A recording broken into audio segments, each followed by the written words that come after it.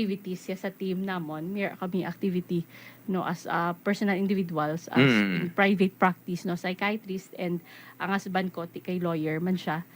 And of course no as a psychiatrist, we have to prioritize gid ang mental health nato no.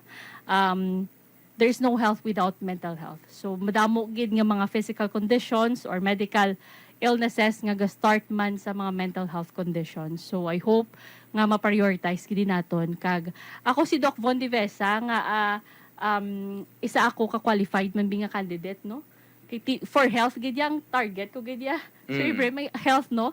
Kiti nakapasar man ako sa nursing licensure examination, nakapasar man ako sa physician licensure examination, and nakapasar ako sa oral and written diplomate specialty board in psychiatry nga examination. So bali kung in total 4 examinations no, major examinations na ang ako nga gimpasaran. So I think akong kung sa health gid ya mas qualified sa tanan-tanan no nga kapadalagan subong.